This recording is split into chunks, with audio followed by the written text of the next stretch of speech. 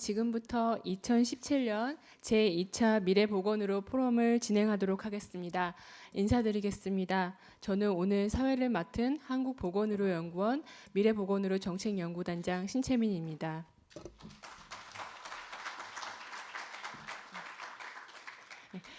바쁘신 일정에도 제2차 미래보건의료 포럼에 참여해 주신 참가자님들, 연자님들, 그리고 토론자님들 감사 인사드립니다. 특히 이번 포럼을 국회에서 진행할 수 있도록 애써주신 기동민 의원님께 감사 말씀드리겠습니다. 이번 포럼은 빅데이터, AI 등 지능정보 시대 환자 중심의 의료정보 정책을 주제로 해서 의료계, 산업계, 학계, 정부, 의료 소비자 등 다양한 분야에 계신 분들이 참여하셔서 논제에 대한 발표 및 의견들을 주실 예정입니다. 만든 분들께서 신경 써주신 만큼 여러분께 소중한 시간이 되기를 바랍니다. 그럼 오늘 자리를 빛내주신 주요 내외빈을 소개해드리도록 하겠습니다. 큰 박수로 환영 부탁드립니다. 먼저 국회 기동민 의원님 소개해드리겠습니다.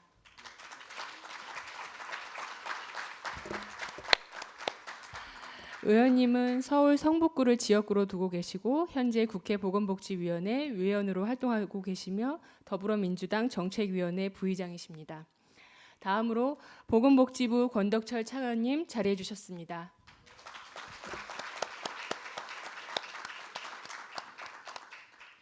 다음으로 대한의사협회 추무진 회장님 자리해 주셨습니다.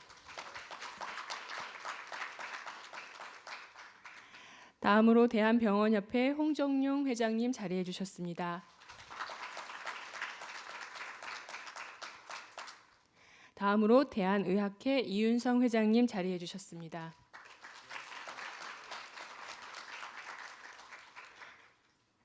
다음으로 대한약사회 조찬휘 회장님 자리해 주셨습니다.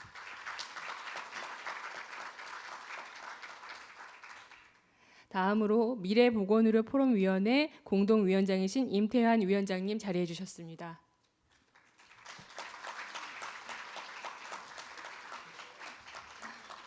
다음으로 한국보건의료연구원 이영성 원장님 자리해 주셨습니다. 그 외에 많은 분들께서 참석해 주셨는데요. 시간 관계상 일일이 다 소개해드리지 못한 점 양해 부탁드리겠습니다. 그럼 행사에 앞서 국민의례가 있겠습니다.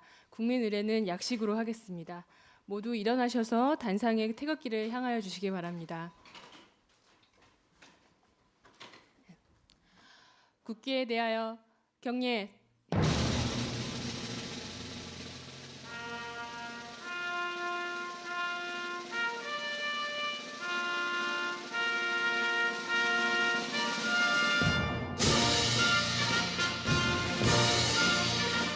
나는 자랑스러운 태극기 앞에 자유롭고 정의로운 대한민국의 무궁한 영광을 위하여 충성을 다할 것을 굳게 다짐합니다.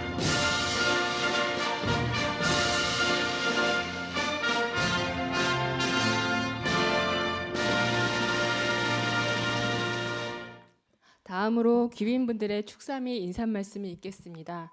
먼저 이번 포럼을 주최하신 국회 기동민 의원님의 인사 말씀이 있겠습니다. 큰 박수로 환영 부탁드리겠습니다.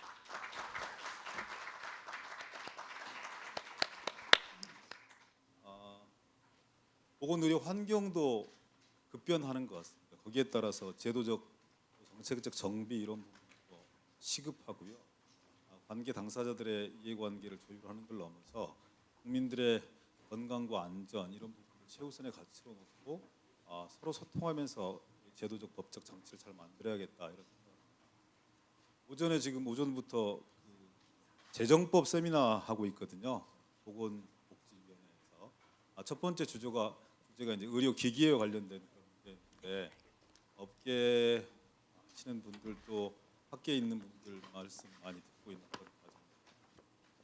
금방 또 김상희 의원님과 정춘숙 의원님이 도착 주셨습니다. 박수 한번 보내주십시오.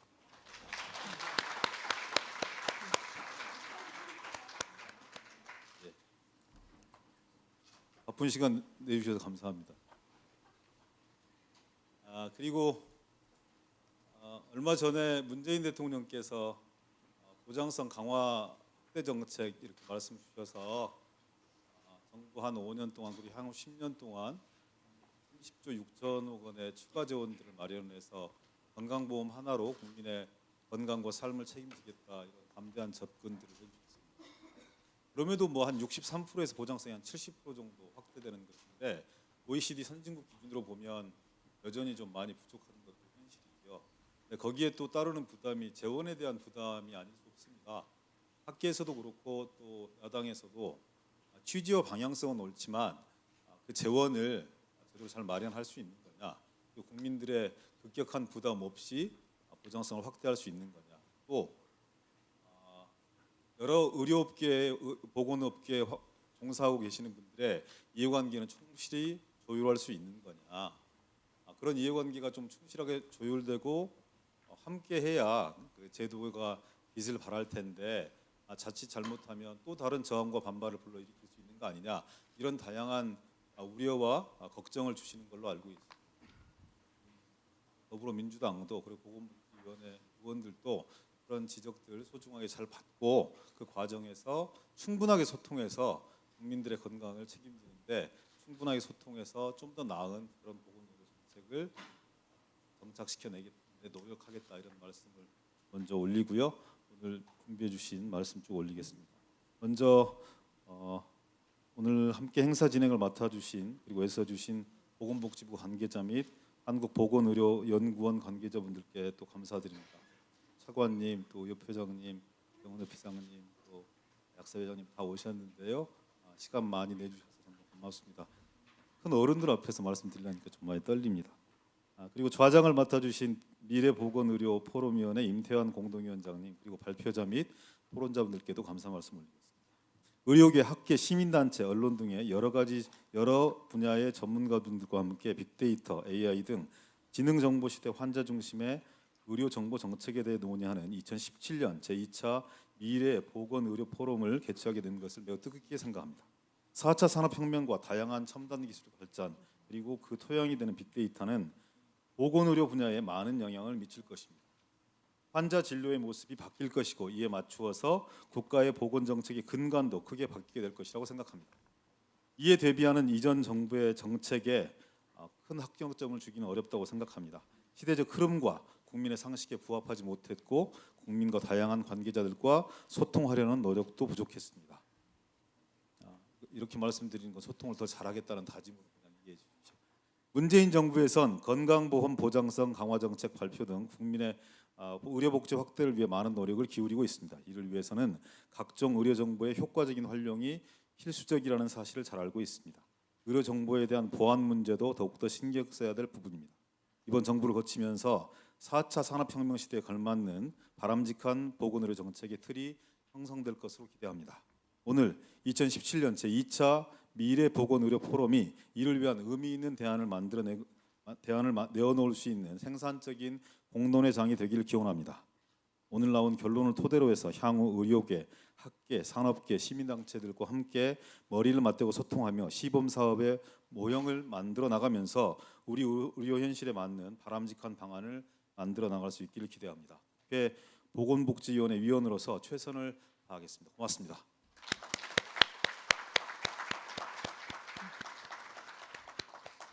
예, 위원님 감사합니다.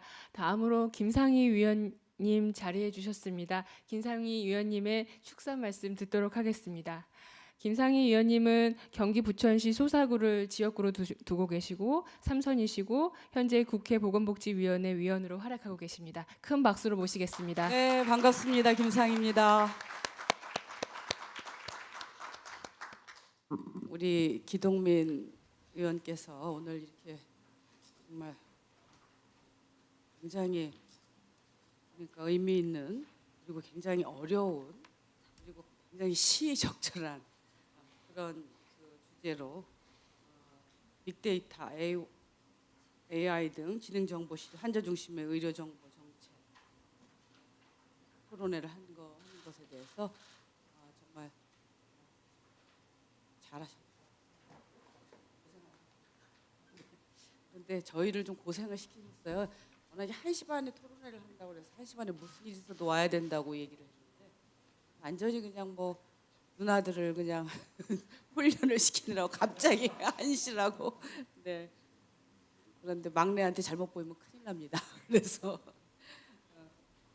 부랴부랴 달려왔고요. 네. 요즘에 4차 산업혁명 모르면 뭐 어디에도 끼지 못합니다.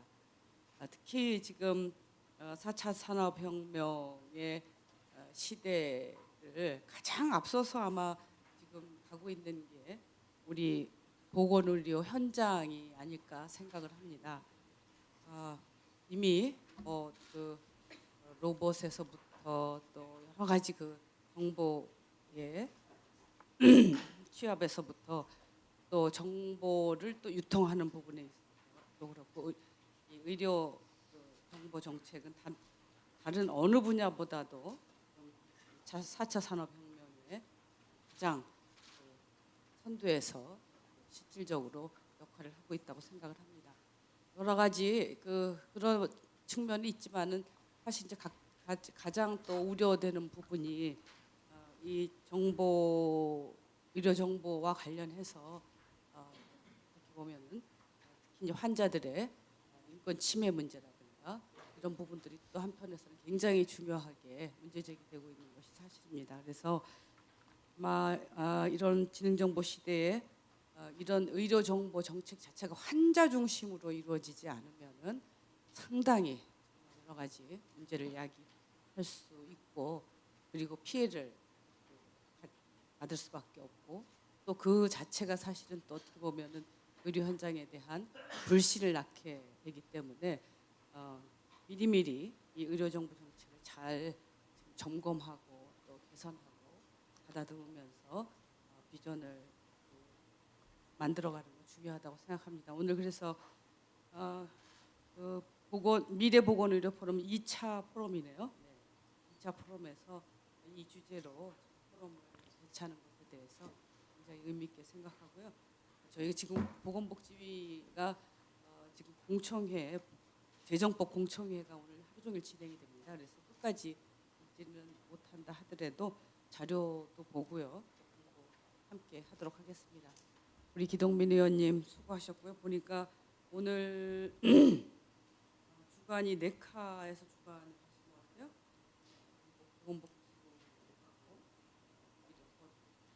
보건복지위원회에서 공동 주최를 하셨는데 수고 많으셨습니다. 또 오늘 발제하시는 분, 토론해 주시는 분 수고 많으셨다는 말씀 드리고요. 오늘 포럼에서 되는 얘기들 잘 우리 기동민 의원을 통해서 전달받도록 하겠습니다. 보건복지위에서 입법으로 또 필요하면 예산으로 잘 뒷받침하겠다고 하는 말씀 드리고 오늘 좋은 포럼 되시기 바랍니다. 고맙습니다. 의원님 감사드립니다. 방금 전에 우원식 원내대표님 자리해 주셨습니다. 우원식 원내대표님의 축산 말씀 간단히 듣도록 하겠습니다. 우원식 원내대표님은 서울 노원구를 지역구로 두고 계시고 현재 2선이시고 국회 산업통상자원위원회 위원으로 활약하고 계십니다. 현재 더불어민주당 을을 지키는 민생실천위원회 위원장으로도 활동하고 계십니다. 큰 박수로 모시겠습니다. 네, 우원식입니다. 지난번에 재선 때 속에서 써준 걸 그대로 읽고 있었어요. 네, 저 민주당의 원내대표를 맡고 있는 우원식입니다. 그래서 기동민 의원이 저랑은 정말 오랜 기간 동안 민주화 운동에서부터 또 이렇게 같이 들어와서 활동하는데 정말 열심히 하는 후배이기도 하고 보건복지위원회에서 너무나 열심히 하는 분이어서 올해도 좀 뒷받침을 해야 되겠다 그래서 땀을 내서 축사를 하러 왔습니다. 이렇게 저 기동민 의원님과 보건복지부가 주관하는 미래보건의료 포럼이 이 국회에서 이렇게 토론회를 개최하게 된 것을 진심으로 축하드립니다. 함께 자리를 빛내주신 내외 기윈 여러분께도 진심으로 감사의 말씀 함께 드립니다. 보건의료는 국민의 보다 나은 삶을 위해서 국가가 책임져야 할 사회 안전망이기도 하고 보편적 서비스이기도 합니다. 최근 고령화와 만성 질환 증가 등 우리 사회 당면 과제는 국민들의 의료 수요와 전통적인 의료 패러다임의 변화를 요구하고 있습니다. 더불어 보건의료 영역에서도 인공지능 그리고 빅데이터, 사물 인터넷 등 정보통신 기술을 활용한 새로운 융합 서비스를 통해서 새로운 의료의 질을 높이려고 하는 시도가 아주 활발하게 진행되고 있습니다. 신기술 의료 보급 과정에서 의료의 질 개선과 함께 환자 중심의 치료 정보 제공 체계가 정말 고민돼야 될 시기인 것 같습니다. 의료와 관련된 개인 정보의 보호와 그리고 관리 체계를 구축하는 방법과 절차에 대해서 사회적 합의가 무엇보다도 중요한 그런 시기입니다. 오늘 포럼에서 4차 산업혁명 시대 의료 정보를 기반으로 하는 ICT 융합 의료의 바람직한 모습, 그리고 이러한 신기술을 활용한 의료가 국민에게 어떻게 혜택을 줄 수 있는가 하는 이런 문제들에 대해서 그리고 국민들이 우려하는 바는 어떤 것이 있는지 종합적인 논의가 필요하고 또 그런 논의를 통해서 지금 우리에게 제기되어지고 있는 문제들을 극복해야 될 때인 것 같습니다. 오늘 포럼에서 논의된 내용을 바탕으로 더불어민주당도 이 우려사항에 대해서 제대로 대비할 수 있도록 하겠습니다. 저도 집권당의 원내대표로서 이런 오늘 주시는 이런 토론 결과들을 잘 받아 안고 이것이 국회에서 잘 처리돼 나갈 수 있도록 힘을 보태겠다는 말씀드리면서 모쪼록 오늘 포럼을 계기로 해서 더 나은 의료, 환자 중심의 의료 정보에 관한 논의가 활성화되기를 기대하면서 함께하신 모든 분들께 감사 말씀드립니다. 감사합니다. 의원님 감사드립니다. 죄송합니다. 삼선이신데 제가 이선이라고 실수했습니다. 예. 다음으로 정춘숙 의원님 자리해 주셨습니다. 정춘숙 의원님의 축사 말씀 듣도록 하겠습니다. 정춘숙 의원님은 현재 한국여성의전화 이사로도 활약하고 계시고 보건복지위원회 위원으로도 이제 맹활약하고 계십니다. 큰 박수로 모시겠습니다. 네, 저 이사는 아니고요. 예, 저는 상임대표로 맡았습니다. 임기를. 예, 반갑습니다. 국회 보건복지위원회 정춘숙 의원입니다. 오늘 제2차 미래보건의료 포럼 개최를 축하드립니다. 오늘 이 자리를 마련해 주신 기동민 의원님 또 보건복지부에 감사드리고요. 오늘 이 주제는 우리에게 정말 매우 중요하고 또 시급한 주제인 것 같습니다. 저는 평소에 이 빅데이터 그리고 바이오 산업, 이런 AI, 이런 4차 산업혁명에 굉장히 관심이 많이 있습니다. 그래서 제가 지난번에 사회보장 정보원도 방문을 했었고 그리고 작년에 심평원에 가서 정말 깜짝 놀랐는데 엄청난 데이터가 있습니다. 그래서 그걸 보면서 어떤 의원님이 이렇게 질문하셨습니다. 이런 엄청난 데이터가 있으면 빨리 민간 기업에게 연락을 해가지고 연결해서 써야 된다 이렇게 얘기를 하시는 거예요. 그래서 제가 그 자리에서 반대했습니다. 이게 엄청난 이 개인 정보가 들어있는데 어떻게 이걸 그냥 쓰느냐? 그럼 안 된다 이런 얘기를 했었거든요. 그래서 지금 제4차 산업혁명, AI 뭐 이런 것과 이 빅데이터에는 굉장한 아주 긴밀한 관계에 있고 또 이 빅데이터가 어떻게 쓰이냐에 따라서 인권의 문제가 심각하게 대두가 되기도 합니다. 그리고 여러분 잘 아시는 것처럼 사회보장정보원에서 또 심평원에서 아주 시시각각으로 우리의 데이터들이 들고 나오고 이렇게 하고 있습니다. 그래서 오늘 이 토론회에서 4차 산업혁명 그리고 앞으로 대한민국이 어떻게 먹고 살 수 있는 동력을 마련할까 하는 이런 토론도 이루어지지만 이런 과정에서 개인의 인권을 어떻게 보장할 것인가 이 데이터 비식별화 그리고 재식별화의 문제를 어떻게 해결할 것인가라고 하는 문제가 꼭 깊이 있게 토론이 되기를 바라고 또 지혜를 모아주시기 바랍니다. 저의 경험으로도 말씀드리면 사실은 이 데이터를 집적하는 문제는 굉장히 중요한 문제입니다. 과거 저도 여성의전화에서 활동할 때 이 빅데이터 수집에 대한 굉장한 여러 가지 열렬한 토론을 한 바가 많이 있고요. 그래서 오늘 시민단체에서 오신 분들은 가감없이 본인들의 의견을 충분히 얘기해 주시기 바랍니다. 저희가 항상 주장하는 거는 처음부터 모든 것을 다 얘기하면서 논의해라. 그래야만 오해가 없고 그래야만 앞으로 향후 한국 사회의 발전에 함께 공헌할 수 있다 이렇게 말씀드립니다. 오늘 이 토론회는 정말 소중하고 아주 귀한 자리라고 생각합니다. 오늘 오신 모든 토론과 발제 맡아주신 모든 분들께 감사드리고요. 오늘 꼭 지혜를 모아서 대한민국 앞으로 어떻게 하면 인권도 보장하고 나라를 발전시킬 수 있는지 함께 의논해 주시면 좋겠습니다. 저도 국회의원으로 국회에서 함께 할 수 있는 일들을 열심히 하도록 하겠습니다. 감사합니다.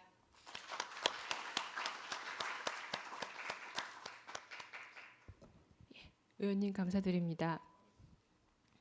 예, 그럼 이어서 권덕철 보건복지부 차관님의 인사 말씀 있겠습니다. 큰 박수로 모시겠습니다.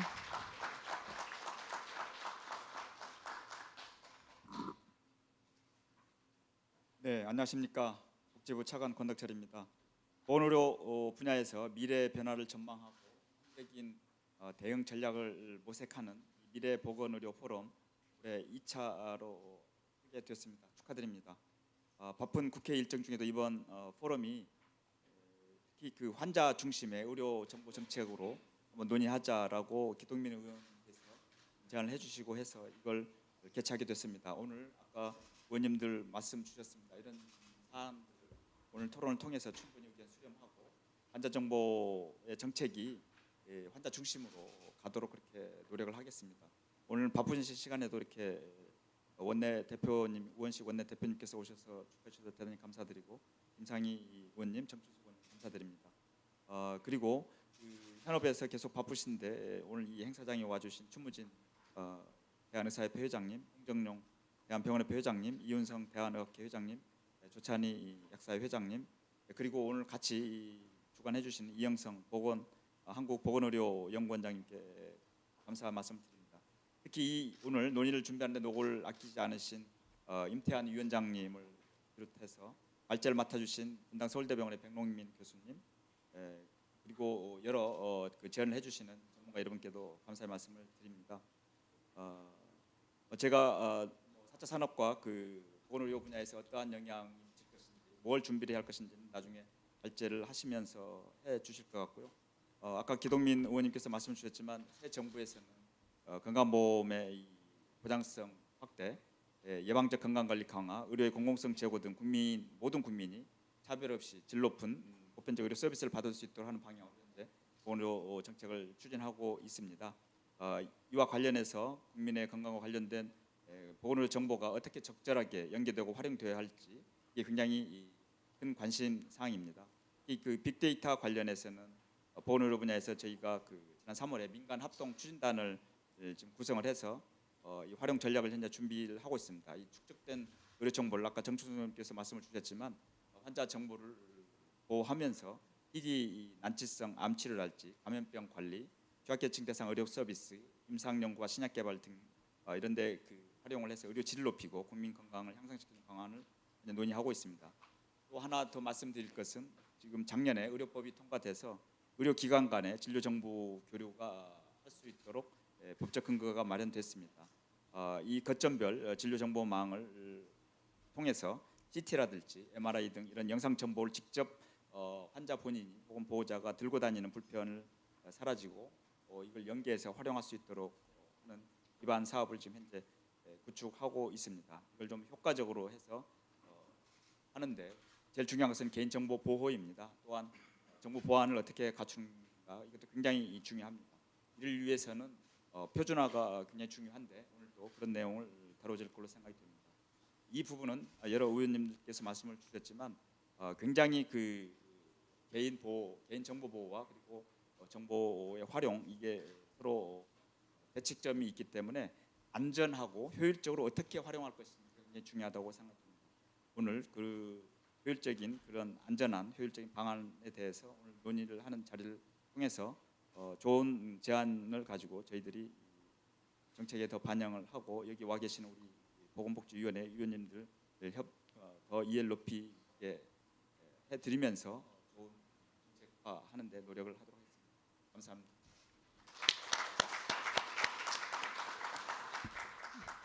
차관님 감사드립니다. 다음으로 대한의사협회 추무진 회장님의 축사 말씀이 있겠습니다. 큰 박수로 모시겠습니다.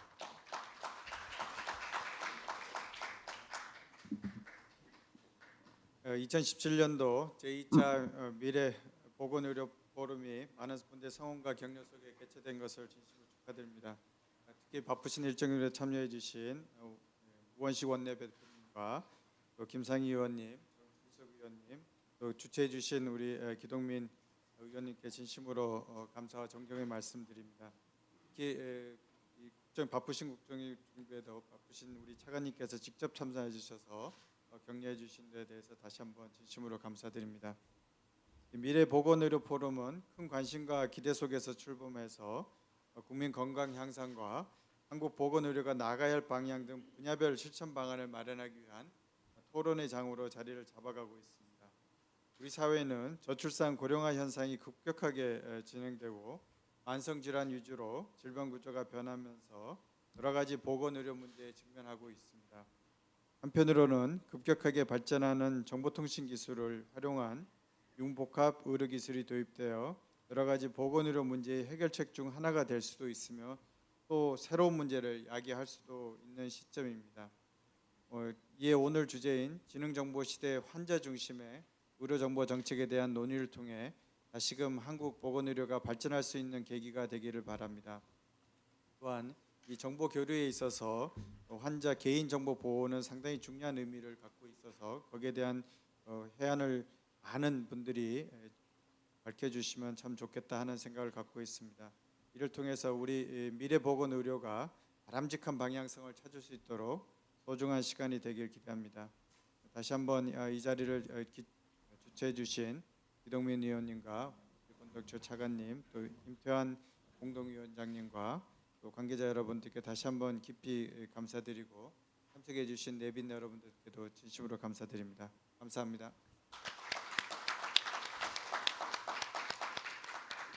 회장님 감사드립니다. 이어서 대한병원협회 홍종용 회장님의 축사 말씀이 있겠습니다. 큰 박수로 모시겠습니다.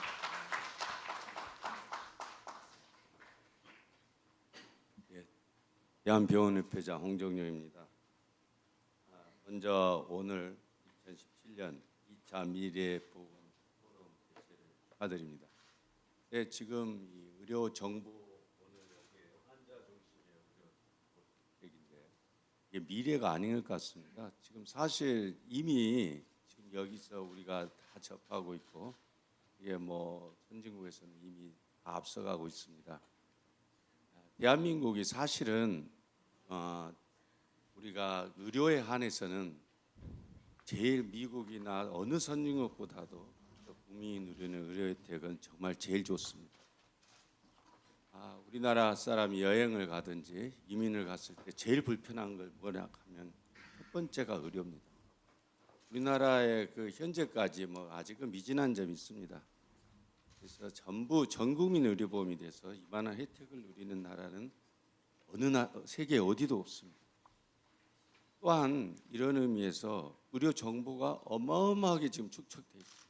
아까 정춘수 의원님이 말씀하셨고 뭐 여러 가지 사정에 대해서 다 말씀하셨는데 그것들을 어떻게 활용하느냐에 따라서 여러 가지 뭐가 있지만 그 굉장히 많은 부가가치를 또 창출할 수도 있습니다. 그래서 지금 문제는 지금 아까 말씀하신 대로 영상, MRI, CT는 이제 법적으로 이제 왔다 갔다 할 수 있게 돼 있습니다.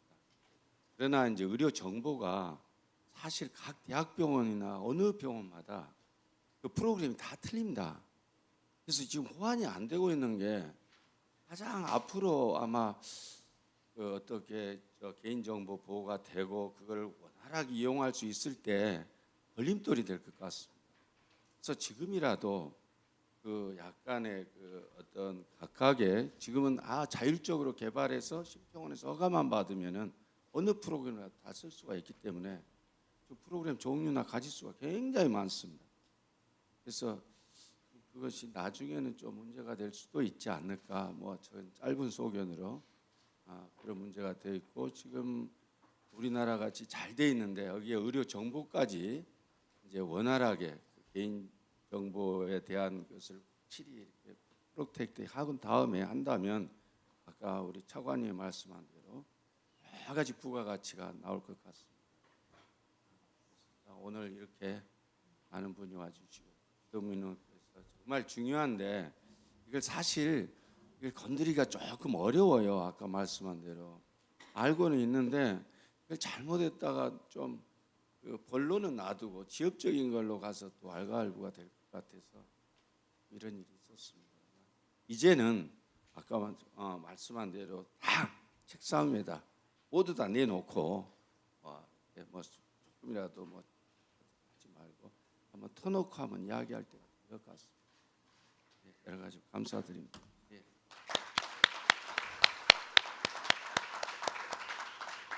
네, 회장님 감사드립니다.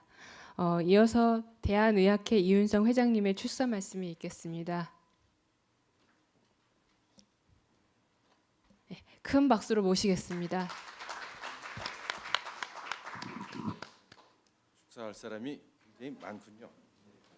대한의학교 회장 이윤성입니다. 미래 무슨 정책?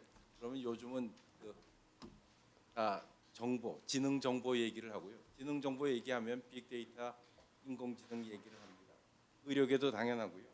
대한의학회도 빅데이터나 인공지능과 같은 첨단 과학 기술에 아주 크게 기대하고 있습니다. 다만 한편으로는 이런 것들이 의학과 의료의 본질을 훼손하지 않을까 하는 우려도 가지고 있습니다. 이번 포럼이 미래의학과 의료정책 등 최근 이슈가 되고 있는 주제로 의료계가 적절한 역할을 찾고 국민의 삶의 질 향상에 디딤돌이 되기를 기원합니다. 이 자리를 마련해 주신 기동민 국회의원님, 미래보건의료포럼위원회 임태환 공동위원장님, 권덕철 차관님 여러분들께 감사합니다. 감사합니다. 회장님 감사드립니다. 이어서 대한약사회 조찬임 회장님의 축사 말씀이 있겠습니다. 네, 큰 박수로 모시겠습니다. 2017년 제2차 미래보건의료 포럼이 많은 분들의 성원과 격려 속에 개최하게 된 것을 축하합니다. 지난 6월 큰 관심과 기대 속에서 출범한 제1차 미래보건의료 포럼의 성공과 함께 미래보건의료 포럼은 국민 건강 향상과 한국 보건의료가 나아가야 할 방향 등 분야별 실천 방안 마련을 위한 토론의 장으로 자리 잡아가고 있습니다. 우리 사회는 저출산 고령화 현상이 급속하게 진행되면서 여러 가지 보건의료 문제에 직면하고 있습니다. 한편으로는 급격하게 발전하는 정보통신 기술을 활용한 융복합 의료 기술이 도입되어 여러 가지 보건의료 문제의 해결책 중 하나이기도 하고 또 새로운 문제를 제기할 수도 있는 시점입니다. 이에 오늘 주제인 빅데이터, 인공지능 등 지능정보 시대 환자 중심의 의료정보 정책에 대한 실질적인 논의와 토론을 통해 다시금 한국 보건의료가 발전할 수 있는 계기가 되기를 기대합니다. 귀한 자리를 해주신 국내의 전문가들의 해안을 통해 지능정보 시대의 미래보건의료의 바람직한 방향성을 찾을 수 있는 소중한 시간이 되기를 바라겠습니다. 이 포럼을 준비하고 알찬 논의의 장을 마련해 주신 기동민 국회의원님, 미래보건의료 포럼 관계자분들과 바쁘신 중에도 참석해 주신 국회의원들께 감사드리며 앞으로의 활동을 격려하겠습니다. 대한약사회는 지속적인 관심을 갖고 미래보건의료 포럼의 발전을 기원합니다. 감사합니다.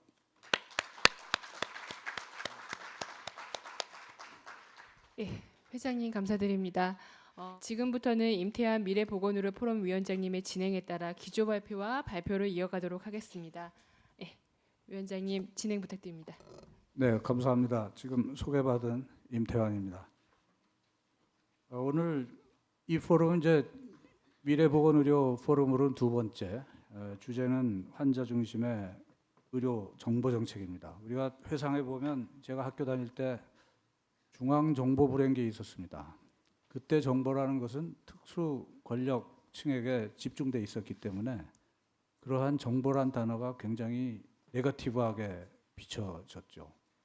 그 시대에는 또 환자와 의사의 관계, 의료의 관계도 일방적으로 정보의 비대칭성 때문에 환자 중심이라는 것은 거의 생각도 못하는 그런 시대였고, 환자 중심의 의료라는 말이 나오기 시작한 것은 1980년대 이후로 제가 알고 있습니다.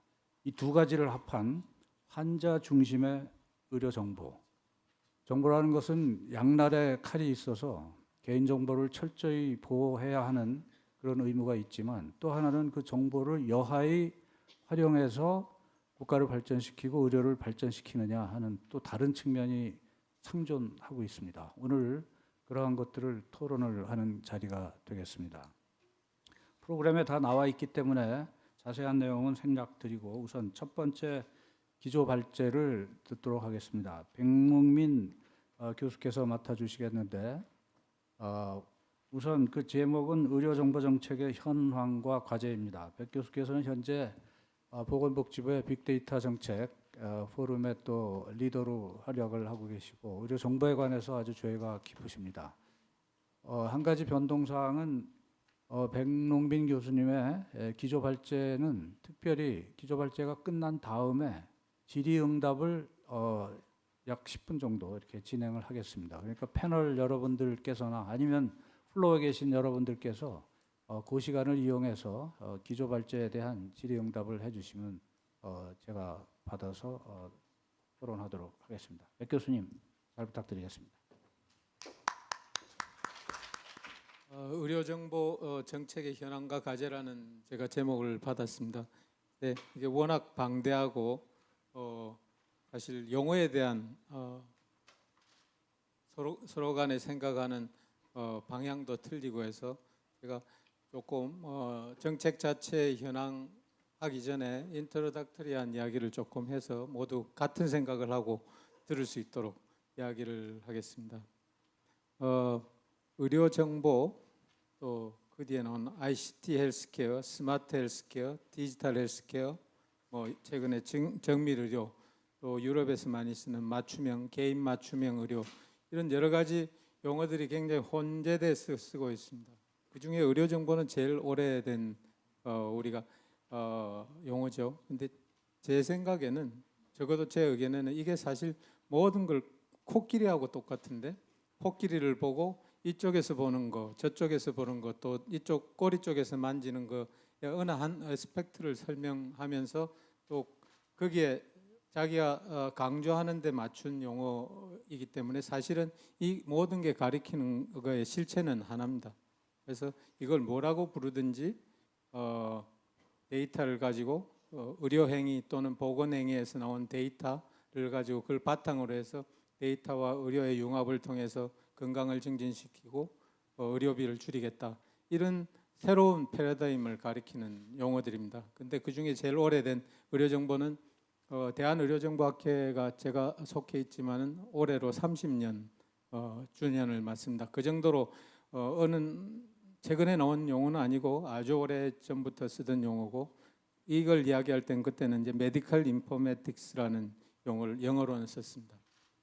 여기서 직역을 해서 의료정보가 됐고 의료에서 나오는 인포메이션을 어떻게 다루어야 될 건가 이건 걸 하다가 지금은 이제 점점 범위가 넓어져서 제가 여기서 말하는 이런 여러 범위를 다 다루는 학회가 됐죠. 이 모든 거의 바탕에는 요새 말하는 4차 혁명이 있다고 해도 과언이 아닙니다. 4차 산업혁명의 키워드는 여러 가지로 설명합니다. 하이퍼 커넥티비티님 하지만 그게 제일 바탕은 사실은 디지털 트랜스포메이션입니다. 한 40-50년 전에 물론 그 아이디어는 훨씬 전부터 나왔지만 실제로 아날로그를 디지털로 전부 다 바꿀 수 있는 모든 걸 010101로 다 바꿀 수 있다는 그걸 실제로 가능하게 한 게 한 40-50년 됐죠. 거기서부터 모든 게 나온 겁니다. 그래서 그걸 3차라 불러도 좋고 4차라 불러도 좋지만 이런 디지털 트랜스포메이션이 의료정보, ICT 헬스케어, 스마트 헬스케어, 디지털 헬스케어라고 우리가 부르는 이 ICT, 디지털 테크놀로지와 의료의 융합을 통해서 새로운 의료 패러다임을 만드는 이런 게 가능하게 만든 겁니다. 그래서 뭐 어느 용어를 써도 좋지만은 저는 그래도 요새 제일 많이 쓰는 용어 중에 하나는 뭐 일단 디지털 헬스케어라고 뭐 뭔가를 통일해서 불러야 되겠길래 이걸 한번 써보도록 하겠습니다. 디지털 헬스케어는 다시 정의를 내리면 ICT, AI를 비롯한 디지털 기술, 스마트 기기, 데이터 분석 기술, 매체 통신 기술 등과 의료를 융합해서 질병을 치료하고 건강 위험 임자를 제거하고 건강과 삶의 질을 향상시키고 의료 비용을 줄이고자 하는 새로운 의료의 패러다임 이렇게 교과서적으로 정의를 할 수가 있습니다.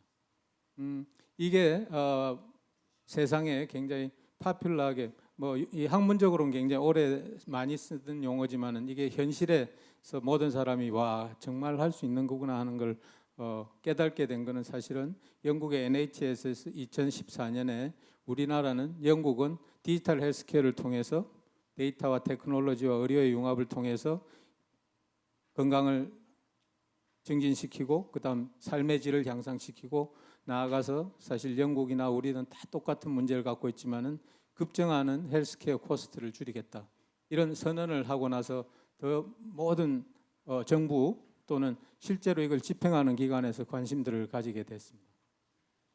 근데 해필 아까 말씀드렸지만 의료 정보에 대해서 지금 학회라는 것도 생긴 게 30년이 훨씬 넘고 미국은 한 50년씩 됐는데 왜 해필 지금 이게 전부 다 관심을 가지고 전부 다 이제 적기다 지금 해야 된다고 주장하는가? 거기에 대해서는 뭐 여러 설이 있겠지만은 사실은 뭐 너무나 간단합니다. 기술적 진보가 이걸 가능하게 했고 거기에 또 하나는 문화적 변화가 있었습니다. 문화적 변화는 환자들이 지금까지 사람의 지금 우리 환자 중심의 사람 중심의 의료 이야기하고 있지 않습니까?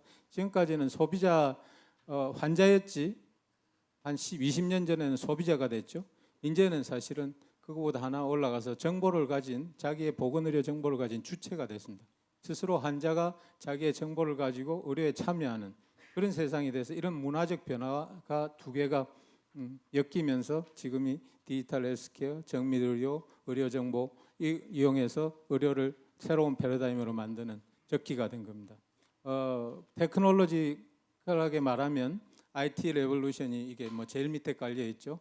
제일 먼저 이 많은 정보를 스토리 저장할 방법이 없었는데 이제 그걸 싼 값에 저장할 기술들이 생겼죠. 점점 더 싸지고 있고 또한 빅데이터 어널리시스 이런 게 발달하고 머신 러닝, 뭐 딥러닝 이렇게 이 데이터를 다룰 수 있는 기술이 생겼죠. 그다음 AI가 생겨서 이 데이터를 다루고 나서 생긴 패턴 또는 알고리즘을 가지고 이걸 실제로 서비스에 적용할 수 있는 이런 기술적인 발달. 또 하나 제일 큰 것 중에 하나는 우리가 사람이 인간이 스스로 자기의 설계도를 볼 수 있게 된 겁니다. 자기 몸의 데이터를 그전 2000년 전까지는 사실은 사람의 몸이 DNA라는 데이터의 결집체로 돼 있다는 건 알았지만 그걸 하나 분석하는데 한 10여 년씩 걸리고 첫 번째 사람 데이터를 분석하는데 한 3조 정도 돈이 들었습니다. 근데 2001년에 첫 번째 인간의 DNA를 전부 분석을 해서 우리 설계도를 사람이 처음으로 보게 돼 있죠. 근데 심지어 10몇 년 지난 지금은 이제 설계도를 다시 쓸 수 있을 정도로 기술이 발달했습니다. 그리고 한 사람의 유전체 분석하는데 처음에 3조 들었던 게 지금은 1000불 이하로 떨어졌고 5년 안에 100불 이하로 떨어질 거라고 전부 장담을 하고 있습니다. 그런 의학적인 발달, 그 다음에 EMR, PHR 이런 식으로 의료 데이터를 모으는 프로그램과 기술과 이런 게 발달해서 우리가 병원에 가면 피 뽑고 뭐 혈압 재고, 체중 재고 이런 게 옛날엔 종이에 하나 써가지고 놔둬서 나중에 다시 볼래도 아무도 다시 볼 수가 없고 모을 수 없는 의미 없는 데이터였지만 이제 그런 걸 전부 다 한 병원뿐만 아니라 전국 전 세계에 있는 사람들의 데이터를 다 모을 수 있게 된 데이터 수집할 수 있는 기능이 생겼습니다. 그걸 우리 EMR이라고 그러고 PHR이라고도 그러고 더 자세한 이야기는 안 하겠습니다. 뿐만 아니라 모바일 디바이스가 발달하면서 여러분 전부 지금 주머니 하나씩 넣고 계신 거, 팔목에 하나씩 차고 계신 거 이런 것뿐만 아니라 IoT 발달해서 집안에 온 집에 이제 센서가 달려 있죠. 그런 걸 통해서 우리 몸의 변화 또는 내 주변에 생기는 일 모든 걸 다 수집을 할 수 있게 됐습니다. 라이프 로그를 모을 수 있게 됐습니다. 이런 기술적인 진보와 문화적인 변화가 오늘 지금 와서 디지털 헬스케어를 가능하게 한 겁니다. 뿐만 아니라 이걸 데이터라는 것은 모든 데이터는 보건의료 데이터뿐만 아니라 금융 데이터도 마찬가지지만 모아서 획득해서 수집해서 분석하고 이걸 서비스나 콘텐츠나 또는 비즈니스로 만드는 이 과정이 이제 에코시스템이 있는데 여기 적어도 보건의료 빅데이터에서도 이 에코시스템이 성립이 될 수 있는 수준에 올랐습니다. 그 각각 플레이어들이 이제는 충분히 성장을 해서 그 기술적인 성장을 통해서 에코시스템이 우리가 여러 가지 규제나 뭐 업스트라클 때문에 못 움직이지 이 선순환 구조는 이제 이미 만들어져 있습니다. 이런 기술적 발달이 헬스케어의 보건 의료의 차원도 크게 변화시켰다는 거 뭐 여러분이 잘 아실 겁니다. 2000년 전만 해도 아프면 병원에 가서 주사 한 대 맞고 약국에 가서 약 하나 먹고 집에 오면 병원에 갔을 때는 환자고 집에 오면 정상인이 되죠. 다 나와서 집에 왔으니까. 그래서 일반인, 환자 이렇게 구분을 했습니다. 그러다가 2004년쯤에 모든 사람이 정보통신 기술이 굉장히 빨라지고 2G가 나오면서 통신이 굉장히 빨라졌죠. 그러면서 병원뿐만 아니라 멀리 있는 데서도 의료 행위를 할 수가 있구나. 그런 걸 우리 텔레메디신이라고 그걸 우리가 원격 의료라고 번역을 했습니다. 그 다음에 2006년에 아이폰을 비롯해서 모바일 디바이스들이 나오면서 이 단순히 멀리 있는 데서만 의료 활동을 할 수 있는 뿐만 아니라 완전히 장소의 제약이 벗어났습니다. Any place에서 할 수 있게 됐고 더더군다나 이게 점점 이제 확장되면서 Any place, anytime 언제 어디서나 헬스케어가 서비스가 가능한 이런 걸 우리가 ULS라고 이름을 붙였었죠. 그 당시 유비퀴터스 헬스케어라고. 그 다음에 이게 점점 범위가 넓어지면서 이제 요새 와서 디지털 헬스케어, 다른 뭐 각도에서는 웰리스케어 이렇게 표현을 하는 이런 모든 사람을 대상으로 그러니까 환자 일반인의 경계가 없는 겁니다. 일반인도 아프기 전에 모든 단계를 다 가지고 있고 거기에서 어떤 트리거 팩트가 있으면 아파지고 그게 죽으면 다시 낫고 이런 식의 이제 헬스케어를 이해하는 차원이 달라지게 됐습니다. 그걸 다른 어떤 뭐 표현에서는 헬스케어 3.0이라 해서 기술 혁신을 토대로 해서 예방과 일상 관리를 통해서 건강 수명을 연장하고 의료비를 경감시킬 수 있는 시대가 이미 왔다. 이미 2000년대부터 그게 왔다고 표현을 하기도 합니다. 아까 홍 회장님 잠깐 말씀하셨지만 우리는 이제 이미 미래에 살고 있습니다.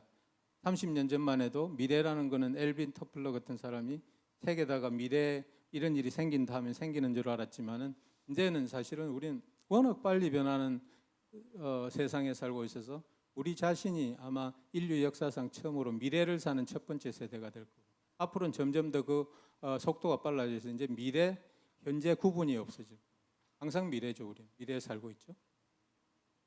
그걸 이제 경제적으로는 뭐 국민건강경제 2030에서 보건산업진흥원에서 발표한 거에 따르면 기존의 소모적인 의료 시스템을 미래 기술 이용해서 지속 가능한 의료 시스템으로 전환해서 고령화와 급증하는 의료비에 대응할 수 있는 그런 경제 구조가 돼야 된다. 안 그러면 우리 이것 때문에 전부 다 망한다. 이런 걸 이제 국민 건강 경제 이렇게 표현하기도 했습니다. 그래서 헬스케어를 전체적으로 뭐 이렇게 헬스케어에 조금 좁게 봐서 조망하면은 이런 모든 기술적인 발달 또는 아이디어의 변화 이런 게 전부 가는 방향이 해필 P자들이지만 이런 식으로 가고 있습니다. 프리딕션 미리 예측하고 개인 맞춤형으로 예방하고 그다음 정밀하게 진단하고 정밀하게 치료하고 그다음 환자가 스스로 또는 모든 사람이 다 참여하는 의료 그다음에 공공 중심에 더 나아가서 모든 파퓰레이션 매니지먼트가 가능한 전체 인구를 다 관리하고 건강 관리할 수 있는 그런 차원의 건강 관리 또는 의료 시스템으로 나가고 있습니다. 그 모든 것의 바탕은 잘 아시겠지만 데이터에서 나왔습니다. 데이터가 모이고 쌓였기 때문에 이게 가능하게 된 겁니다. 그걸 어떤 사람은 데이터 드리븐 레볼루션이라고 이게 바로 4차 산업혁명이죠. 그래서 의학만 해도 이미 전체학, 경제학, 뭐 물리학 다 마찬가지입니다만은 전부 이 학문들은 벌써 50년 전에 데이터 사이언스가 됐죠. 의학이 제일 늦은 감이 없지만은 의학도 이미 데이터 사이언스가 됐습니다. 정보과학이 됐습니다. 그래서 예를 들어 여러분이 잘 아시는 당뇨병 이런 것만 해도 한 30년 전까지만 해도 당뇨병 하면 집에 가족력이 있으면 가끔 더 잘 걸리기 쉽고 체중이 조금 늘면은 당뇨가 오기도 하고 또 체중 줄이면 없어지기도 하더라. 이런 정도고 인슐린이었었고 이런 이야기 했지만 이제는 이 데이터를 다 모아서 우리가 건강과 질환의 본질, 당뇨병의 본질을 들여다보니까 그렇게 간단한 문제가 아니고 유전체, 활력증후, 체중, 나이, 성별, 흡연, 그다음 뭐 술을 마셨는지, 운동 얼마인, 시기, 노화 등 굉장히 복잡한 팩터들이 다 얽혀서 생기는 질환이라는 걸 알게 됐습니다. 당뇨뿐만 아니라 고혈압, 천식, 모든 게 지금 우리가 알고 있는 대부분의 만성 질환이 이렇게 너무나 복잡한 여러 가지가 얽혀서 만드는, 그러니까 우리가 본질을 알면 알수록 데이터가 쌓이면 쌓일수록 본질을 우리가 생기는 메커니즘을 아니까 요 각 팩터가 다 작용하더라는 걸 이제 알게 돼요. 암도 마찬가지입니다. 암은 이미 이제 간암, 간에서 생긴 암, 유방암, 유방에서 생긴 암 이런 게 아니란 거 이제 알게 됐습니다. 암은 몰레큘러 디지즈입니다. 분자가 우리 몸에서 분자가 잘못돼서 분자 구조부터 잘못돼서 생기는 질환이고, 그렇기 때문에 암을 이해하는 게 간에 생겼으면 간암 치료는 이렇게, 유방암 생겼으니까 유방암 치료는 이렇게, 이런 식으로 이제 접근하지 않습니다. 생기는 메커니즘이 뭐고 그 메커니즘에 맞는 딱 걸쇠가 뭔지 그것만 해결하면 암이 낫고, 이런 식의 이제 접근이 된 거죠. 뭐 이런 데 대해서 뭐 언론이나 뭐 이런 데이터는 너무나 많습니다. 빅데이터가 헬스케어의 미래다, 또는 디지털 헬스케어를 통해서, 적어도 미국 이야기인데 약 한 300조 원의 300빌리언 달러의 의료 비용을 줄일 수가 있다. 짧은 미래에 한 5년 동안에 이렇게 할 수가 있다는 겁니다. 또 골드만삭스 같은 아주 큰 은행에서 정확히 계산해서, 또 뭐 엑센추어 이런 데서는 미국의 프라이머리 케어 1차 의료 진료에 디지털 케어를 적용만 해도 1년에 10조씩은 줄일 수가 있다. 뭐 이런 데이터가 매일 쏟아져 나오고 있습니다. 그리고 뭐 최근에 2005년에 이게 아주 파퓰러하게 됐지만 정밀의료 이런 게 정밀의료도 디지털 헬스케어를 쪽 진단과 치료, 의료 행위 쪽에서 보는 보고 표현하면 정밀의료라고 표현을 하게 됩니다. 정밀의료 같은 경우 디지털 헬스케어의 본질은 이런 겁니다. 우리가 병원에서 가서 생성하는 뭐 혈압 검사 결과치 이런 걸 우리가 클리니컬 데이터라고 그러는데, 그다음 오믹스라는 거는 분자 생물학적인 또는 유전학적인 우리 몸에서 생기는 그런 변화의 데이터를 다 모아서 오믹스 데이터라고 그럽니다. 그런 데이터를 뭐 연구자들이 다 맨날 연구하고 있죠. 그거 다 모으고, 그다음 제가 살면서 계속 생산하는 데이터가 있습니다. 오늘 몇 그릇 걸었고 밥을 얼마 먹었고 잠을 얼마 잤고 뭐 뿐만 아니라 뭐 이런 제가 생성하는 데이터를 라이프로그라고 합니다. 거기에 더해서 제 주변에서 생성하는 데이터, 환경이 오늘 날씨가 어땠고 꽃가루가 어땠고 뭐 등등, 저도 심지어 모르는 주변 환경 데이터가 많죠. 그걸 전부 다 섞어서 빅데이터 플랫폼에 얹어서 이걸 제대로만 분석해낼 수 있고, 그다음 이걸 정상치와, 그걸 우리 코어트라 그러죠. 정상 데이터와 비교만 할 수 있으면 무엇 때문에 이런 병이 생겼고 어디를 고치면 이 병이 해결되고 이걸 안 만들면 예방이 된다는 이런 아주 간단한 공식이 생기죠. 그걸 우리가 프리시즌 메디슨이라고 합니다. 그래서 지금까지 의료라는 거는 3,000년 동안 히포크라테스 이후로 전부 사실은 경험과학입니다. 감기가 걸리면 콧물이 나고 기침이 나던데 요 감기 콧물 기침이 조금 일주일 가다 보면 저절로 낫기도 하고, 그게 심해지면 폐렴으로 가더라. 이런 건 다 경험에서 나온 거지, 왜 그렇게 되는지 이런 걸 정확히 알고 우리가 기침 날 때는 뭘 먹이고 열 날 때는 아스피린을 먹였더니 좋아지더라. 이런 식의 의학이 2000년 동안 됐으니 이제는 정확히 그런 기침 나고 열 나는 거하고 이게 왜 그렇게 되는지, 어느 분자적 구조, 어느 구조가 잘못됐고 어느 과정에서 어느 프로세스가 고장이 나서 이런 일이 생기는지, 그걸 이제 몰레큘러 데이터라고 표현할 수가 있죠. 그런 거를 알면 지금 현재는 교집합이 가운데 요만큼입니다. 지금 현재는. 근데 조만간에 이게 다 점점 데이터를 다 모아가지고 우리가 정확히만 분석할 수 있으면, 교집합이 이렇게 많아지면 우리가 질병과 그다음 건강의 본질을 알 수가 있죠. 본질을 알게 되면 애당초부터 미리 막을 수가 있습니다. 안 생기게 할 수가 있고, 생겨도 쉽게 치료하고 타겟 세라피를 하기 때문에 다른 데 부작용을 안 일으키고 그것만 딱 해결을 할 수가 있는 그런 시대가 오는 거죠.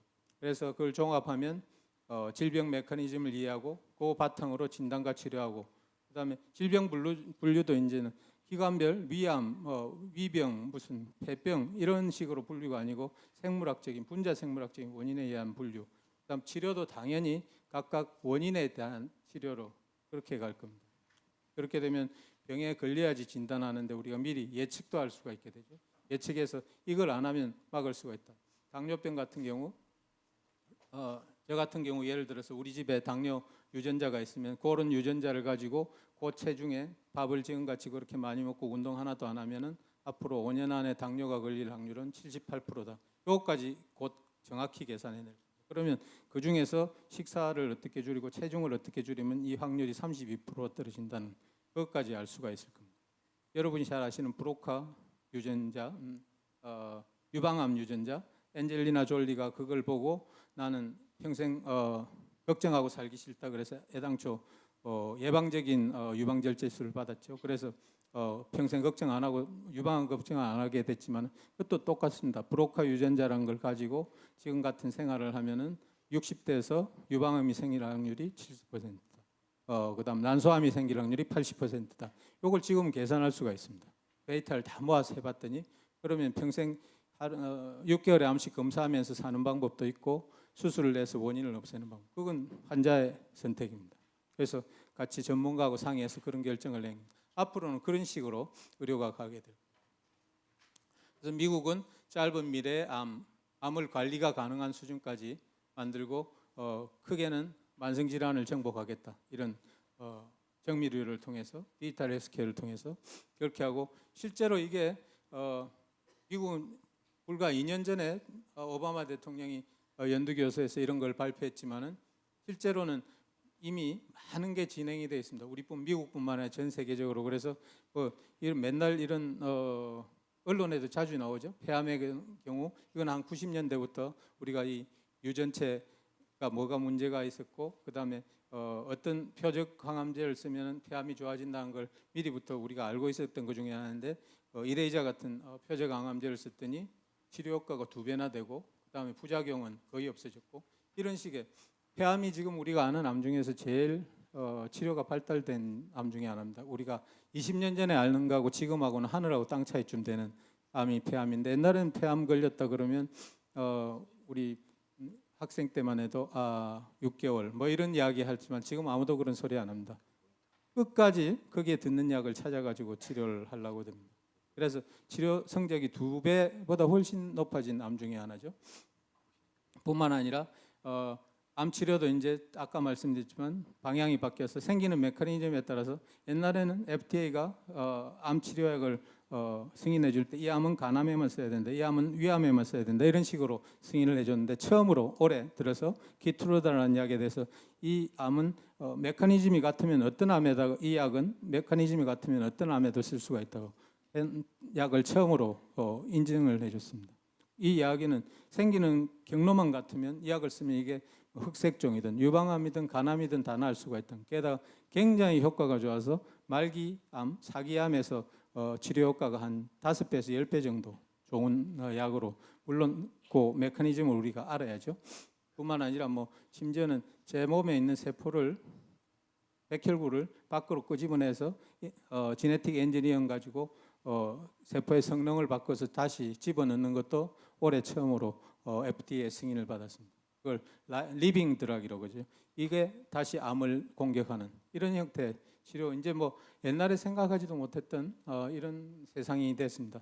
뿐만 아니라 만성질환에도 현식 같은 것도 애들한테 팔찌 하나 끼워주면 이걸 가지고 다니면서 원인도 찾아내고 이머전시가 생기면 바로 의사하고 연결이 되는 이런 세상이 됐고 뭐 제 건강을 저도 여기 시계를 하나 차고 있지만은 이걸 통해서 맨날 걸음걸이수 제가 심박동수 이런 걸 끊임없이 제가 재고 있습니다. 하지만 단순히 이런 웨어러블 디바이스 이런 간단한 거 말고 앞으로는 몸에 신기도 하고 먹기도 하고 또 눈에 넣기도 하고 심지어는 뭐 별 아이디어가 지금은 다 있습니다. 이걸 통해서 우리 몸에 생기는 모든 걸 다 이렇게 모니터를 할 수 있게 될 겁니다. 이미 상품화되어 있는 나온 것만 해도 이 정도로 많고 이걸 통해서 우리의 건강과 질환을 끊임없이 모니터할 수 있게 된 세상이 됐습니다. 그리고 이건 뭐 재미로 한 건데 이렇게 끊임없이 모니터하다 보니까 이 데이터를 다 모아봤습니다. 46개국에 72만 명의 데이터를 누가 얼마나 걷나 나라별로 걸음걸이 하루에 걷는 숫자 걸음걸이 숫자가 얼마나 다른가에 대해서 논문을 썼는데 보니까 우리나라는 다행히 홍콩이 1등쯤 됩니다. 한 하루에 6,800보 정도 걷는다고 그래요. 여기는 안 났지만 꼴찌가 사우디아라비아라고 합니다. 한 4,800보 하루에 걷고 우리나라는 한 4등 정도 되나 봅니다. 6,몇백 보. 이런 것까지 분석해서 그러면 정부가 정책 세우고 또는 건강 관리하는 사람들이 이런 데이터를 분석해서 앞으로 우리가 보건 정책을 어떻게 가야 될지, 그다음 우리 국민들 얼마나 걷게 걸으라고 할지, 운동 안 해라고 해야 될지, 이런 것까지 이제는 이런 데이터를 바탕으로 할 수 있게 된 겁니다. 그래서 새로운 의료는 디지털 헬스케어를 바탕으로 새로운 의료는 미리 예방하고 생겨도 빨리 조기 진단을 통해서 빠른 치료가 하고, 그다음 치료도 타겟 세라피를 통해서 정밀 타겟을 통해 치료를 통해서 부작용도 최소로 하고 비용도 대폭 줄이고, 그래서 모두가 건강하게 오래 사는 그런 사회를 만들고자 하는 게 이제 디지털 헬스케어의 꿈이죠. 그리고 가능하리라고 보고, 그래서 디지털 헬스케어는 요약하면 건강 질병의 원인, 기전 이런 걸 파악해서 치료해서 예방, 조기 발견, 조기 치료, 의료의 질과 건강 수준을 향상시키고, 물론 안전성도 확보해야 됩니다. 할 수 있습니다.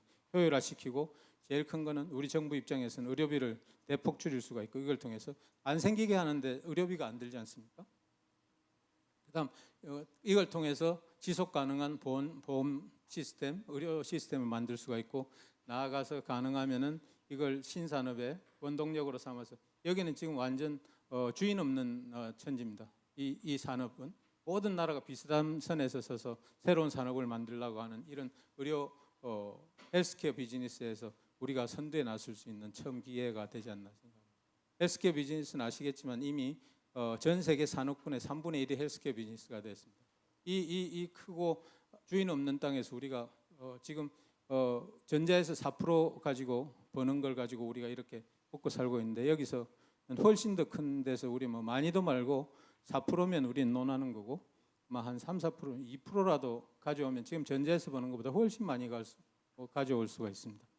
그리고 나아가서 뭐 우리의 당연히 건강하게 오래 사는 사회가 돼야죠. 근데 현실은 그렇지 못하고, 우리나라는 세계에서 고령화가 제일 빨리 된 나라고, 아기도 제일 안 낳는 나라고, 건강공은 지금은 잘 지탱하고 있지만은 앞으로 여기 아래쪽에 보시면 1, 20년 안에 이게 거듭나는 정도가 아니고 세금을 다 집어넣어도 아마 버티지 못할 건, 지금 시스템으로는 그런 데이터도 나와 있고, 노인 진료비 비율은 아시겠지만 우리나라는 65세 이상이 반을 씁니다. 제가 평생 쓰는 진료비의 반을 65세 이상에 썼습니다. 애를 출산율이 하도 낮아서 올해는 한 해 37만 명도 안 놓을 거라고 합니다. 제가 베이비붐 세대 중심쯤에 있는데 저희 때는 100만 명 이상 나왔습니다. 한 해에 100만 명 이상의 신생아가 났는데 지금은 30만 명 조금 넘으리라고 합니다. 그리고 점점 결혼도 안 하고, 이건 점점 떨어지지 절대 올라가지 않으라고 생각하는데, 이렇게 되면 돈 벌고 생산하는 인구는 없어지고 전부 늙고, 누가 이 고령화돼간 인구를 케어하겠습니까? 아주 재밌는 논문을 하나 봤는데, 한국인의 마지막 10년은 지금 이야기입니다. 아프고 외롭고 돈이 없답니다.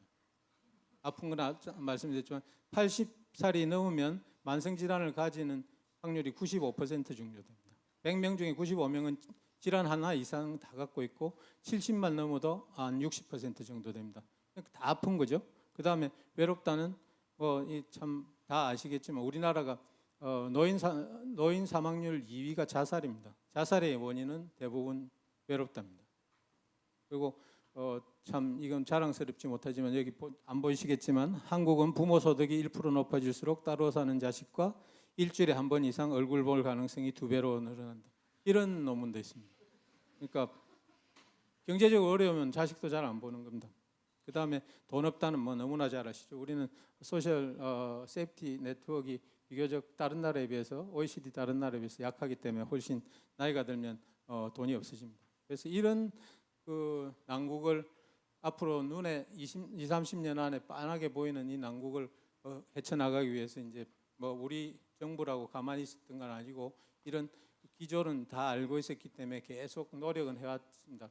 그래서 뭐 아주 옛날 건 빼고 아주 최근 것만 보면 2014년에는 맞춤형 웰니스 케어 프로젝트라는 걸 해서 앞으로 아까 말씀드린 그런 우리의 새로운 의료 산업 또는 헬스케어가 어떤 방향으로 가야 된다. 특히 이걸 웰니스 케어라고 한 거는 사실 여기에 정확히 아픈 사람을 보는 그 부분은 이제 복지부 과제였기 때문에 빠져 있어서 나머지 미래부나 산업부에서는 이런 식으로 표현했습니다만 뭐 다 같은 아이디어를 갖고 있습니다.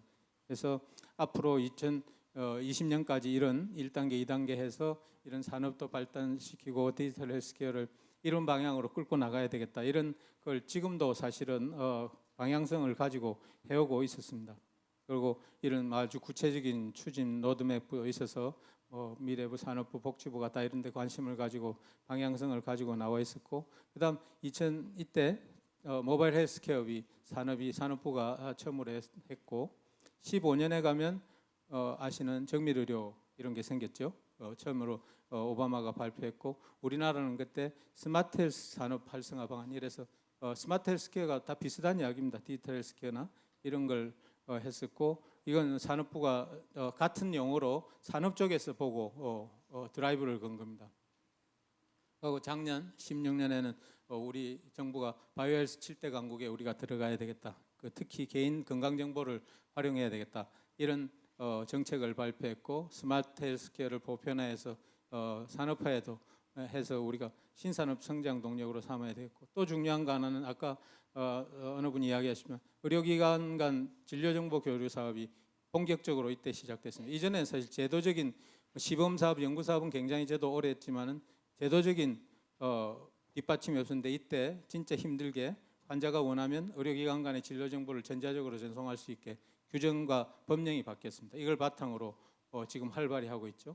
그다음 전자기 의무기록 관리에 대한 이건 아주 획기적인 의료정보, 우리나라 의료정보상의 획기적인 일인데, 규정이 바뀌어서 전자 의무기록이 의료기관 외부기관으로 이게 보관이 가능하게 돼. 이게 뭘 의미하는지는 뭐 여기 대부분 아실 겁니다. 그 다음에 정밀의료 기술개발 사업이 우리나라도 처음으로 작년 연말에 디자인되고 그중 일부가 올해부터 시작을 하고 있죠. 근데 뭐 다른 나라라고 우리가 이렇게 할 때 논 건 아니고, 일본이나 독일 같이 굉장히 보수적인 나라에서도 2015년에 일본은 보건의료 2025 이래가지고 최고 수준의 의료 정보 정책을 가지고 우리가 앞서겠다. 그다음 독일도 이헬스법이라는 걸 만들어서 똑같은 일을 하고 있습니다. 올해 와서 이거 역시 참 굉장히 중요한 일이라고 생각합니다. 우리 보건복지부의 의료정보 정책과가 신설돼서 IT 융합, 진료 정보 교류 이런 걸 다루는 분야가 생겼습니다. 그리고 아까 말씀하신 보건의료 빅데이터 추진단이 올해 3월에 처음으로 결성돼서 건강 이런 추진 배경으로 우리나라 지금 살펴보니까 가버넌스도 없고 로드맵도 없고 활용 서비스도 부족하고, 더더군다나 데이터 연계 체제가 아주 미흡해서 이런 복지부를 중심으로 행자부 미래부 전부 다 같이 모여서 이런 보건의료 빅데이터 추진단이라는 걸 만들고 한 100여 명의 민간위원들이 참여를 했습니다. 그래서 지난 3월부터 지금까지 열심히 활동하고, 회의만 해도 큰 회의만 해도 한 30개가 넘도록 컨퍼런스하고 워크숍하고 끊임없이 연구해서 결국 이런 중요한 거는 빅데이터를 활용해서 국민 건강을 향상시켜야 되겠다. 다른 무엇보다도 그게 키워드고, 그걸 이런 보건 활용 기반을 구축하고 건강 서비스를 실현 가능하다면 성장 동력도 여기서 얻겠다. 이런 아이디어를 가지고 지금 여러 분과로 나눠서 논의를 하고 있고 지금 거의 결론을 내고 있는 단계입니다. 그 중에 아주 획기적인 거는 저도 깜짝 놀랐는데, 이 추진단에서 우리 국민의 한 1,500명을 모아서 아주 정밀한 설문조사를 했습니다. 보건의료 빅데이터에 대해서 도대체 얼마나 알고 있고 어떻게 생각하느냐. 이런 건 아마 처음이었을 거고, 저도 이런 결과가 나오니까 깜짝 놀랐는데, 거기에 보면 적어도 들어본 적은 있다가 한 73%, 그 혜택이 문제점보다는 크다는 게 80%. 더 나가서 만약에 비식별화 조치나 보안 조치가 충분히 해지면 이 보건의료 빅데이터를 활용해도 좋다가 90% 이상 나왔어요. 그래서 이런 우리 워낙 IT가 발달한 나라고 늘 듣고 보는 게 그런 데이터 이런 거 아니겠습니까? 그래서 우리 국민들이 대부분은 사실은 이 내용을 잘 알고 있구나.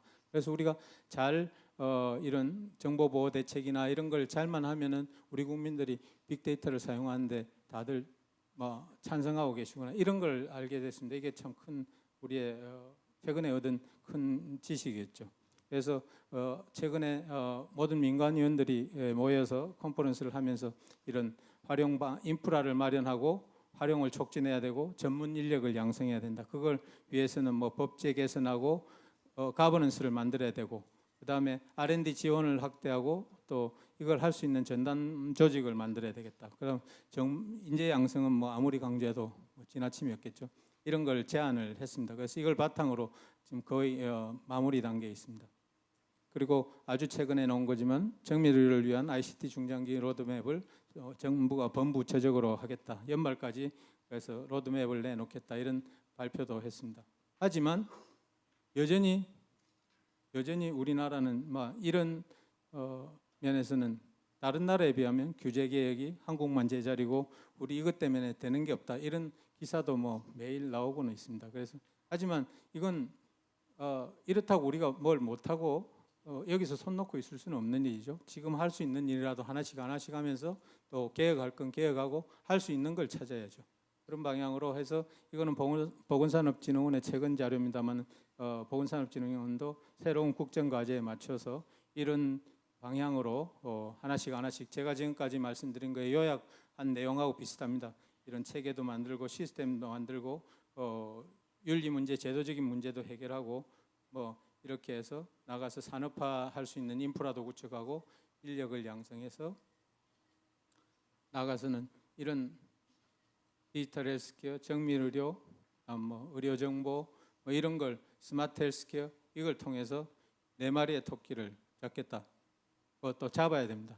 사실은 이 외에는 디지털 헬스케어나 정밀의료가 목적이 아닙니다. 목적이 아니고 수단인데 지금 우리가 이런 걸 국민 건강도 증진시키고 의료비도 줄이고 새로운 성장 동력도 쌓고 더더군다나 새로운 일거리를 창출하기 위해서 우리가 할 수 있는 수단이 지금 그리 많지가 않습니다. 의료라는 건 아시겠지만 보건의료는 굉장히 복잡하고 덩치 크고 우리나라에서는 이게 산업도 아닙니다. 복지죠. 기본적으로 이런 걸 이런 방향으로 끌고 나갈 수 있는 우리가 아는 제가 알기로는 거의 유일한 수단은 디지털 헬스케어, 정밀의료, 뭐 스마트 헬스케어 이런 방향입니다. 이걸 통해서 이 4마리 토끼를 잡을 수 있는 때가 오기를 간절히 바랍니다. 감사합니다. 네, 백 교수님 기조 발제답게 아주 광범위한 분야에 걸친 모든 문제점과 또 우리가 해야 될 일들을 잘 요약을 해주셨습니다. 모두에 말씀드린 대로 기조 발제에 대한 질의응답 시간을 잠깐 갖도록 하겠습니다. 뭐 자유롭게 손 들고 자기를 소개하시고 질의해 주시면 좋겠습니다. 네. 마이크를 좀 갖다 주시고요. 네. 본인 소개해 주시고요. 네. 네. 저는 서울대학교 병원 임상양리학과의 이영기. 백남민 교수님 발표 잘 들었고요. 제가 궁금한 거는 이제 이러한 정책적인 어떤 기반에서 빅데이터나 기타 관련되는 기술을 잘 활용하기 위해서 축적되는 정보 또 자료에 대한 이제 소유권 문제가 언젠가는 좀 다뤄져야 될 것 같아요. 제가 근일 한 2, 3일 전에 서울대학교 법과대학이 주최한 정책 토론에 이제 참석을 했는데 거기서 같은 질문을 드렸었는데 지금 현재 우리나라에서 축적되고 있는 각종 의료 정보에 대한 소유권에 대한 논의는 사실 많이 진행된 바가 없는 걸로 아는데요. 예를 들어서 환자가 자기 혈압을 의사가 또는 병원에 재면은 자기가 돈을 내고 자기에 관련된 정보가 저장이 됐으니 그건 환자 거라고 얘기해야 될지 아니면 그 정보를 축적하거나 아니면 생성하는데 의사 또는 병원 또 기타 의료진이 관여했기 때문에 병원의 것이라고 해야 되는지 이런 걸 놓고 여러 가지 아직 그 법을 하시는 분들 사이에서도 여러 가지 이론이 있기 때문에 이게 정설은 아직 없다라고 이렇게 얘기하시더라고요. 그래서 이제 어떤 의료 정보의 그 어떤 리더로서 또 현장에서 이렇게 보실 때 이러한 의료 정보를 놓고 어떤 소유권에 대한 이야기 또 앞으로 이것이 이제 아까 말씀하신 것처럼 큰 정책 방향에서 한국의 뭐 미래 먹거리 또는 미래 정책 방향을 이렇게 선도하는 중요한 정책 의제가 되도록 하기 위해서 이 의료 정보의 소유권 문제가 어떤 식으로 다루어져야 될지 아니면 그 전망은 어떤지 또 실제 연구자로서 또 병원에 계신 분으로서 이런 것들이 어떤 식으로 다뤄져야 되는지 의견을 듣고 싶습니다. 데이터가 획득해서 생성돼서 뭐 수집해서 그다음 이걸 분석하고 해서 쓸만한 액션able 난리지를 만들어서 서비스를 만들고 이런 아까 데이터 순환 구도를 보여드렸습니다만 거기에 바닥에는 항상 깔려 있죠. 이게 무슨 데이터든 금융 데이터도 마찬가지고 공장 데이터도 마찬가지고 시큐리티, 프라이버시 그다음에 법적인 데이터의 법적인 문제가 있는데 그 중에 뭐 시큐리티, 프라이버시는 또 나중에 다른 연자께서 또 이야기를 충분히 하시겠지만은 소유권 참 어려운 질문을 주셔서 근데 맞습니다. 아직 의료 정보뿐만 아니라 대부분 데이터에 대해서 소유권이 뭐 아주 명확하게 구분된 거는 또 법적으로 이거는 대법원 판례에서 누구 거다 한 적도 사실은 전 세계적으로 다 없습니다. 하지만 대체적인 지금 콘센서스는 소유권은 만든 사람이 당연히 가져야 되는데 그 나머지 포션들이 거기에 참여한 그 데이터가 생성되는데 참여한 나머지 사람 나머지의 컴포넌트 섹션들이 얼마만큼의 거기에 뭐 접근권이랄까요 이런 걸 가져야 되냐 가지고 지금은 많은 논란. 당연히 소유권은 만든 분 그죠? 그래서 새로 나온 뭐 오래 전부터 나온 게 사용권 이야기입니다. 소유권은 다 있지만은 그다음 요걸 그래도 쓸 수는 있도록 그게 뭐 꼭 사업에 쓰자는 이야기는 아닙니다. 그게 대부분 지금 쓰는 거에 제가 말하는 거는 환자를 위해서 환자의 건강과 안녕을 위해서 적어도 써야 되는데 그때도 그러면 매번 소유권을 가진 사람한테 도장받아서 써야 되느냐 뭐 이런 거가 요새 제일 핫 이슈입니다. 그래서 소유권과 사용권은 나눠야 되겠고 그런 데 대해서 전 세계적으로도 보면 굉장히 스펙트럼이 넓습니다. 영국 같은 나라, 호주 이 영연방 계통은 거기에 대해서 굉장히 비교적 리버럴한.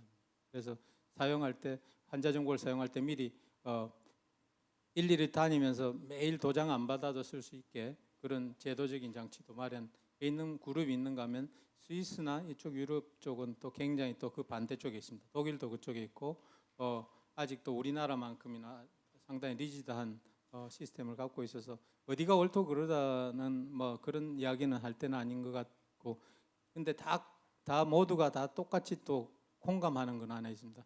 좌우간에 이걸 데이터라는 거는 4차 산업혁명의 쌀이고 뭐 누구는 이게 데이터가 유발하려는 권력이다 이렇게 표현하고 하지만 이게 뭐든 간에 쌓아놓으면 아무것도 아닙니다. 데이터는 쌓아놓고 안 쓰면은 이거는 뭐 권력도 아니고 쌀도 아니고 그냥 스토리지만 굉장히 많이 잡아먹는 참 쓰레기일 뿐입니다. 이걸 가지고 우리한테 인간의 건강에 또는 뭐 우리의 삶에 도움이 되도록 만들려면 하여튼 이걸 가지고 어떻게든 써야 되는데 쓰는 거는 얼마만큼 지혜롭게 서로가 조금씩 양보하면서 그런 방향으로 가지 않을까 생각합니다. 당연히 글로 갈 거고 근데 우린 워낙 빠르게 변하는 세상에서 빅데이터라는 거에 대해서 논한 지가 이제 뭐 몇 년도 안 되는 이 시점에서 사실은 뭐 그런 데서 오는 혼돈이라고 생각되고 우리 위원장님도 뭐 그게 리더 중에 한 분이시지만 이런 논의를 거쳐서 좋은 해결책을 찾으실 수 있을 것 같습니다. 맞습니다. 지금 이제 우리가 미래를 살고 있다라고 단언적으로 아까 말씀하셨고 지금 주제 발언을 하신 이제 백 교수님도 말씀하셨지만 너무 섣부른 얘기고요. 미래를 어떻게 대비할 건가 이 문제 하나도 정립이 돼 있지 않거든요. 앞으로 우리가 머리를 맞대고 해결을 해 나가야 될 숙제이죠. 근데 그 소유권 문제에 대해서는 이제 개인적으로는 그 정보가 생성, 가공, 저축되는 일련의 과정 중에서 다 달라질 거라고 이렇게 생각이 되는 거죠. 병원에서 생성된 환자의 무슨 검사 정보라든가 진찰 뭐 이런 것들은 그 소유권이 환자한테 있겠는가, 병원에 있겠는가, 아니면 그 의사가 어떤 권리를 가지고 있을까 이런 문제가 되지만 그것이 일단 심평원으로 넘어갔을 때는 또 어떻게 될 것인가. 정보의 그 가공 과정에서 조금씩 달라질 수 있다 하는 이제 생각을 하고. 뭐 이영기 교수께서도 그런 점을 모르고 질문하신 건 아니고 저는 워낙 똑똑하신 분이니까 문제 제기를 하신 걸로 이렇게 받아들여도 되겠죠? 네네. 감사합니다. 시간은 조금 갔습니다만 한 분 정도 더 질문을 모시고 싶은데요. 네, 질의응답을 좀 핵심 포인트를 짚어서 간단히 하시면 좋겠습니다. 네, 교수님 강의 잘 들었습니다. 저는 산업계 쪽에서 한번 질문을 좀 드리고 싶어서. 어디 계신 누구신지 자기 소개를 좀 부탁합니다. 저는 의료기기 쪽에서 그 개발해서 제품화하는 그 메인텍이라는 회사의 좀 대표를 하고 있습니다. 그 사실은 이제 이런 뭐 환상적인 아픔, 환자 치료라 할까요? 우리가 복지 혜택을 받는데 상대적으로 저도 사실 제품을 개발해서 느끼는 게 여러분들 알다시피 우리가 아날로그 핸드폰에서 스마트 핸드폰에서 우리가 사실 비용적인 측면에서 본다면 몇만 원에서 사실 지금 100만 원까지 와 있습니다. 사용료도 사실 뭐 몇천 원에서 지금 몇만 원을 내고 있습니다. 그렇게 사실 이런 기술을 개발하게 되면 그만큼 사실 비용이 환자한테 부담이 되거든요. 환자인데 의료비를 절약하기 위해서 사실 이런 걸 계속 한다고 주장하시는 것에 비해서 현실적으로 미국도 보면은 사실은 의료비가 계속 증가하고 있습니다. 선진국이 계속 증가하고 있습니다. 이런 시스템이 발전될수록 의료비는 계속 증가하고 있습니다. 우리나라는 그 전국민 의료보험 제도가 굉장히 잘 돼 있죠. 전 세계에서 제일 잘 돼 있는 제도고 이것 때문에 아마 전 세계에서 제일 데이터가 잘 돼 있는 나라가 우리나라로 알고 있습니다. 영국과 우리나라가 잘 돼 있는데 이런 걸 활용해서 아마 제2의 동의보감도 아마 충분히 가능하지 않을까 생각하는 게 제 생각인데 그렇다면 그런 비용 증가에 대해서 그냥 정책적인 정부 쪽이나 이 정책적인 측면에서의 국민들의 의료비 비담을 사실은 증가시켜야 되는데 이것이 우리나라에 현실적으로 불가능하더라. 저도 사실 혁신적인 제품을 개발하고 심평을 해서 전혀 인정하지 않는 바람에 제품을 못하고 좀 외국에 팔라고 내놨는데 이런 것들이 사실은 산업적인 측면과 어떻게 조화를 이룰 것인지 비용 증가에 대한 부분을 어떻게 하게 될 건지 이것이 좀 합리화되지 않으면은 제가 좀 사실은 좀 이런 얘기를 좀 드려야 될지 모르겠지만 우리나라 전국민 의료보험 제도에 의해서 사실은 고령 인구가 사실 상당히 증가했습니다. 급속하게 증가한 이유는 저는 거기에 있다고 보거든요. 10,000원 가지고 대학병원에 가서 감기를 낳거나 하는 나라는 우리나라뿐이 없습니다. 굉장히 사실은 싸게 의료를 혜택을 받고 있죠. 근데 그만큼 사실은 상대 급부적으로 산업이 발전을 못했고 의료기기도 발전 못했고 대학도 발전 못했고 발전을 못하고 있습니다. 이런 부분을 어떻게 정책적으로 해결할 수 있을 건지 그에 대한 좀 의견을 좀 듣고 싶습니다. 네, 아주 중요하고 참 핵심을 찌르신 질문입니다. 그 전에 제가 잠시 부연 설명하자면 디지털 헬스케어, 정밀 의료 이런 걸 통해서 의료비를 줄일 수 있다는 것은 의료 비용은 글쎄요 새로운 디바이스가 나오고 새로운 시스템을 들리고 예를 들어 MRI가 생기고 나서 의료 비용이 늘었다고 생각하면 그거는 참 할 수 없는 표현이지만 실제로 이걸 통해서 의료비를 줄인다는 것은 질병 치료 전에 미리 예방을 하고 생기면 조기 치료하고 그하고 정밀하게 치료해서 전체적인 패러다임을 바꿔서 의료비를 줄인다는 거지. 그 앞에 섹터에 이런 새로운 디바이스를 넣고 이런데 돈이 올라가는데 어디서 돈이 준다는 소리냐 그런 이야기는 아니었습니다. 그 오해는 하시지 마시고 본래 그 질문에 해당하시는 것은 맞습니다. 우리나라는 의료가 산업이 아니고 특히 아까도 말씀한 복지에 있기 때문에 의료 수가에 대해서 대단히 자유롭지 못합니다. 근데 디바이스를 만들건 그다음 사람을 대신할 수 있는 알고리즘을 만들건 알파고를 만들건 이걸 의료에 적용하면 인센티브가 생기고 수입이 생겨야지 이게 산업이 선순환 구조로 돌아가죠. 돈이 생겨야지 또 개발하고 새로운 기계도 사고. 근데 거기서 수입이 하나도 안 생기는데 어떻게 이 산업이 성립할 수 있냐면 절대적으로 동의하고 특히 의료기기나 이런 알고리즘에 대해서는 우리는 100% 의료 건강보험공단이 수가도 컨트롤하고 결국 정부가 다 하지 않습니까? 적절한 수가를 매기고 이게 약에 준하는 또는 다른 치료에 준하는 기준으로 대응을 해줘야지 이게 살아날 수 있다고 저도 전적으로 동의합니다.